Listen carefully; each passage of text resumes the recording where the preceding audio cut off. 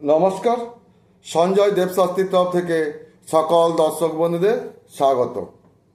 আজকের যে ভিডিও তা খুব সুন্দরভাবে পরিবেশনা করা হবে, আপনারা মন দিয়ে দেখবেন।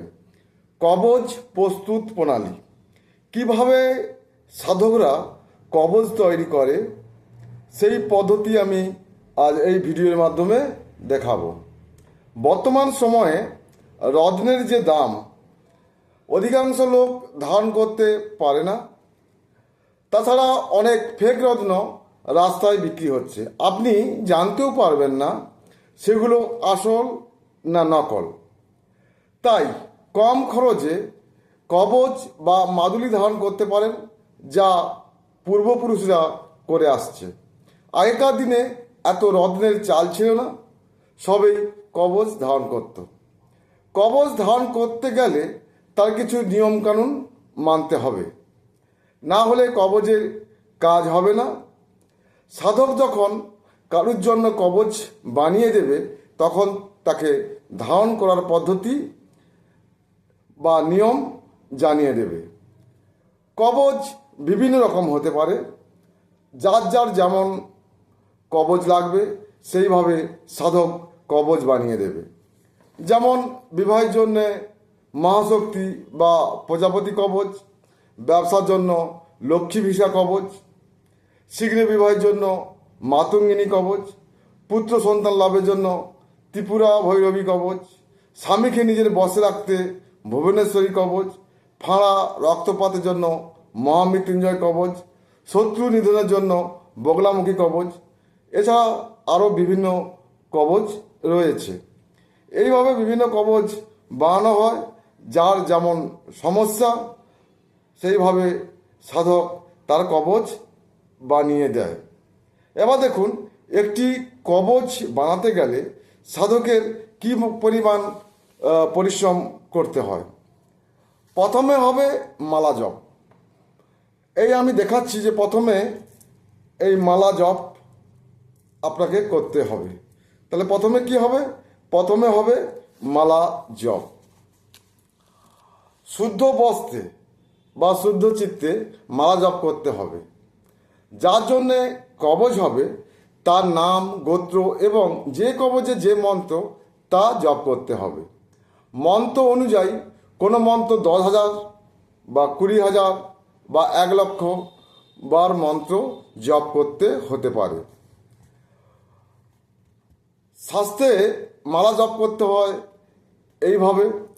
যেমন এই যে মালা আপনি দেখতে পাচ্ছেন, এই মালাটা এইভাবে রাখতে হবে। আমার এই চ্যানেলে ভিডিও আছে মালা জপ করার পদ্ধতি, তা দেখে নেবেন। তো মালাকে এই আমার দিকে টানতে হবে। এই আঙুল সোজা থাকবে, বৃদ্ধ আঙুল এই থাকবে, আর বৃদ্ধ আঙুলের অগ্রভাগ না যেন মালায় স্পর্শ করে। এই মালাকে এইভাবে এক একটা মালা এক একটি মন্ত্র জপ করতে হবে। যার কবচ হবে তার জন্য তার নাম, গোত্র এবং মন্ত্র জপ করতে হবে। কত বললাম মন্ত্র জপ? কোনো কবচে 10,000, কোনো কবচে 20,000, কোনো কবচে 1,00,000 বারও জপ করতে হতে পারে। শুধু এইভাবে জপ করলে হবে না, তার জন্য এইভাবে একটি মালা লাগবে। এর মধ্যে মালা ভরে তবে মালা জপ করতে হবে। তো যাই হোক, এই মালা জপ 10,000 বা 20,000 বা 1,00,000 বার একদিনে তো সম্ভব নয়। এটা 5 দিন লাগতে পারে, 10 দিন লাগতে পারে, 15 দিন লাগতে পারে, বা 1 মাসও লাগতে পারে। তো যাই হোক, মালা জপ একদিন তো শেষ হবে না, এটা অনেক রকমভাবে বা অনেক দিন অবধি করতে হবে। তবে দেখুন, একটি কবচের জন্য যার কবচ হবে তার নাম, গোত্র এবং মন্ত্র শাস্ত্র অনুযায়ী 10,000, 20,000, 1,00,000 বারও জপ করতে হতে পারে। এইভাবে মালা জপ করে আর কাজটা আগে করে নিতে হবে। এরপর হবে হোম।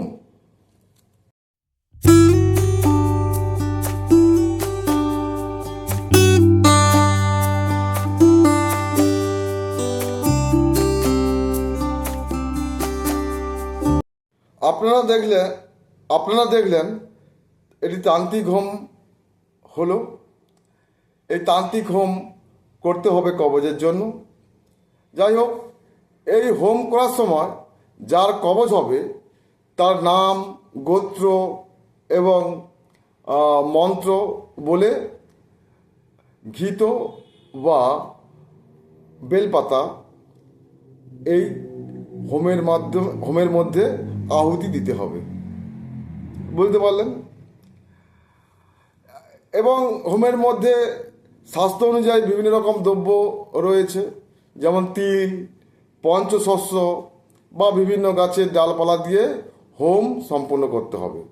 হোমে যখন ঘৃত বা বেলপাতা দিয়ে আহুতি দিতে হবে, তখন জপ মন্ত্রের 1/10 মন্ত্র উচ্চারণের মাধ্যমে হোমে বেলপাতা বা ঘি আহুতি দিতে হবে। কি বললাম? যদি আমি জপ করে থাকি মন্ত্র 10,000 বার, তাহলে হোমে আহুতি দিতে হবে 1,008 বার। যদি 20,000 বার মন্ত্র আমি জপ করি, তো হোমে দিতে হবে 2,008 বার। যদি 1,00,000 বার মন্ত্র জপ করি, তাহলে হোমে দিতে হবে 10,008 বার। তাহলে কি বললাম? 10/1 হোমে মন্ত্র জপ করে আহুতি দিতে হবে বেলপাতা বা ঘি দ্বারা বা বিভিন্ন দ্রব্য দ্বারা। এইভাবে হোমে আহুতি দিতে হবে। আর এই কবজ হোমের শেষে যে ভস্য হয়, মানে হোম হয়ে গেল, আগুন জ্বালিয়ে সমস্ত মিশ্রিত করে যা হোমের যে ভস্যটা হবে, সেই ভস্যটা একটি ভূজ্যপত্রে লিখতে হবে। তো ভূজ্যপত্র কেমন হতে পারে? এমন দেখুন, এই ভূজ্যপত্র কেমন হয়।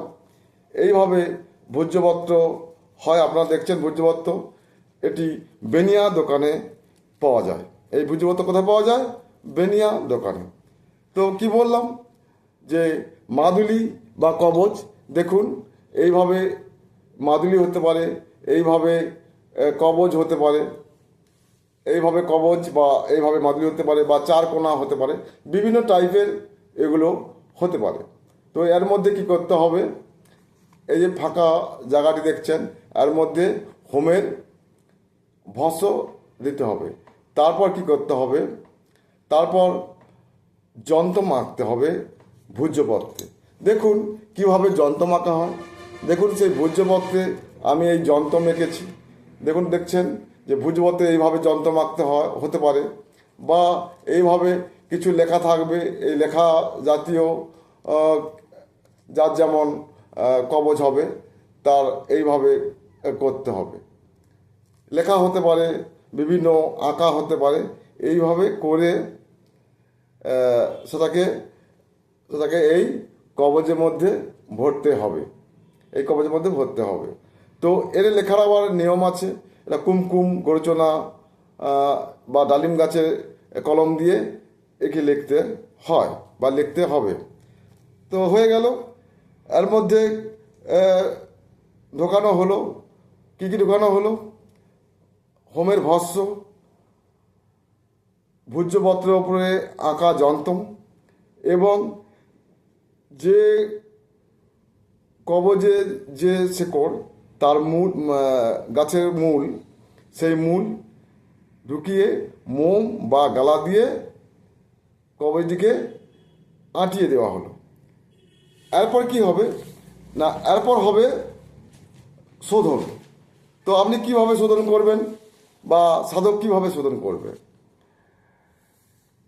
শোধন করতে লাগবে ঘি, অক্রুর, দুধ, মধু, আতর, এগুলো একসাথে মিশ্রিত করতে হবে। মিশ্রিত করে একটি বাটি নিতে হবে। সেই বাটিতে এই কবজ ডুবিয়ে রাখতে হবে। ডুবিয়ে রেখে যে কবজের যে মন্ত্র বা শোধন মন্ত্র আছে, বিভিন্ন কবজের শোধন মন্ত্র আছে, সেই শোধন মন্ত্র এই কবজের মধ্যে বলে বা এই কবজে হাত দিয়ে শোধন মন্ত্র বলতে হবে।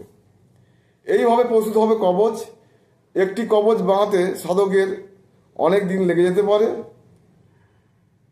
আর যারা আসল সাধক হয় তারা এইভাবে কবচ বানায় এবং স্বাস্থ্য মেনেও বা তার পদ্ধতি মেনেও কবচ বানাতে হয়, তবে কবচ শক্তিশালী হয় এবং কবচের মাধ্যমে যে কাজ সে কাজ পাওয়া যায়। সবাই ভালো থাকবেন, সুস্থ থাকবেন। নমস্কার।